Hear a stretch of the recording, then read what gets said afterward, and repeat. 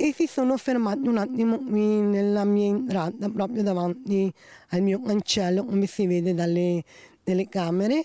e dopodiché hanno proseguito per la via Schiavoresca verso Scuole Campagna. Solo stamattina, quando i carabinieri le hanno suonato il campanello, la signora Lorenzina ha scoperto che le telecamere della sua abitazione avevano ripreso i due rapinatori poco prima del colpo, ma è l'intero paese sconvolto dall'accaduto che si sta mobilitando già da ieri sera, quando il sindaco di Ponzano, con un post durissimo, ha informato la cittadinanza della brutale aggressione alla quarantenne in via Schiavonesca. E io ieri sera ho postato in maniera anche forte un avviso alla cittadinanza, perché poi sono stato chiamato anche durante la notte da persone che volevano sapere all'incirca l'ora per poter vedere tutti i video anche privati di telecamere, per poter dare un aiuto, perché queste persone vanno prese,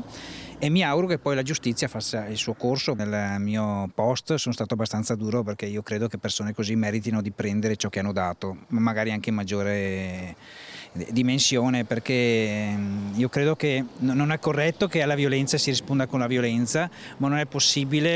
prendersela con delle persone inermi. Sconcerto per tanta violenza, e cresce la paura tra i cittadini. Alla trattoria Al Baston, dove ieri sera il compagno della vittima si è recato per chiedere se qualcuno avesse visto o ripreso gli aggressori, non si parla d'altro tra gli avventori e monta la rabbia. All'inizio sono rimasti sconcertati perché non se l'aspettavano, cioè a scuole di campagna è impossibile. Eppure, e quindi hanno fatto un po' di solidarietà al marito della signora, nel senso che se avesse bisogno di qualsiasi cosa di farlo presente, che sarebbero stati in grado di aiutare per quanto possibile,